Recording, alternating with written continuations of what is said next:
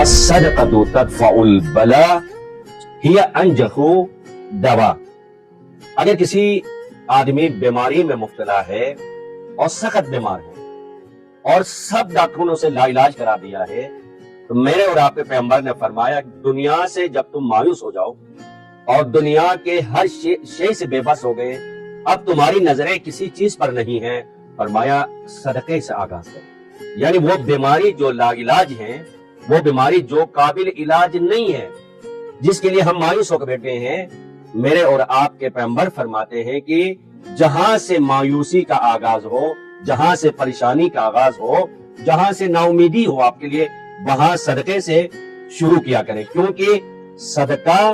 ان تمام نا امیدوں کے لیے ایک امید ہے، ان تمام پریشانیوں کے لیے ایک راہ حل ہے، ان تمام مصیبتوں کو ٹالنے کے لیے ایک ذریعہ اور وسیلہ ہے۔ کیونکہ دنیا والے جب اپنے آپ کو آزما لیں، صدقے سے جب دوری اختیار کریں گے، صدقے سے جب دور رہیں گے، تو پریشانیوں کا سلسلہ بھی آ جائے گا، مصیبتوں کا سلسلہ بھی شروع ہوگا اور رزق میں کمی آ جائے گی۔ اسی لیے روایات میں ہے اگر اپنے رزق کو بڑھانا چاہتے ہو، اپنے رزق کو آگے لے جانا چاہتے ہو، اپنے رزق کے لیے آپ کو امید ہو کہ برکت ہو جائیں، فرمایا کہ تجارت کرو خدا کے ساتھ۔ یعنی جب بھی آپ کو دنیا کے معاملات سے مایوسی ہو، رزق میں کمی ہے، رزق میں تنگ دستی اگر ہو، تو کہتے ہیں خدا کے ساتھ تجارت کریں۔ خدا کے ساتھ تجارت کرنے کا واحد طریقہ یہ ہے کہ آپ صدقہ دیا کریں۔ اس لیے پیغمبر نے فرمایا کہ دو چیزوں کو میں کبھی پسند نہیں کرتا ہوں کہ لوگوں کو شریک کروں۔ اور بڑی عجیب سی بات ہے اس روایت کے اندر، پیغمبر فرماتے ہیں کہ میں اپنی زندگی میں پسند نہیں کرتا ہوں کہ دو کاموں میں لوگ میرے شریک ہو جائیں۔ ایک تو یہ ہے کہ میرا وضو میں، اور میں نماز کیونکہ اپنے رب کے لیے پڑھتا ہوں، اپنے خدا کے لیے پڑھتا ہوں،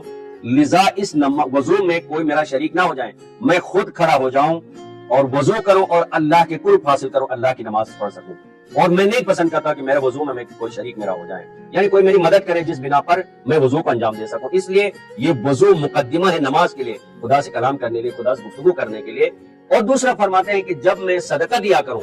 اور میرے صدقے میں کوئی شامل نہ ہو جائے، میں تنہا اکیلے میں پسند کرتا ہوں کہ صدقہ دینے، اس لیے یہ وہ صدقہ ہے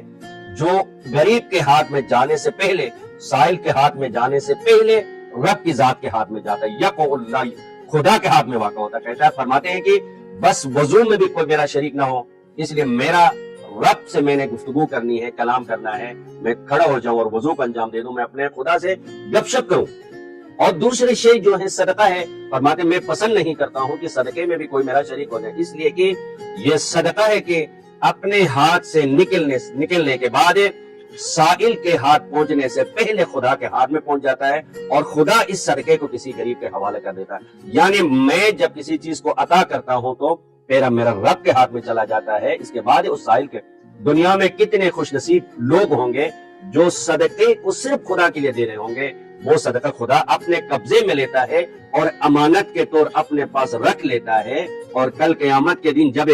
حساب کتاب میں کہیں کمی ہوگی، ہمارے معاملات میں کہیں حساب میں سستی ہو جائے گی اور یہاں پر نیکیاں کم ہو جائیں گی، تو یہ صدقہ ہوگا جو خدا امانت کے طور پر اپنے پاس رکھ لیتا ہے۔ جب کل قیامت میں میزان میں کمی ہو تو اللہ کی ذات فرمانے لگے گی، اے شخص تو نے جو صدقہ کسی سائل، کسی غریب کو دیا تھا قربتاً اللہ کی نیت سے، آج وہ صدقہ تیرا میرے پاس امانت ہے، اور یہی وہ صدقہ ہوگا انسان کو ایک امانت کی صورت میں اسے ملے گا، اور جو اعمال جہاں پر ترازو میں کمی ہوگی یہ صدقہ اس کے پورا کرے۔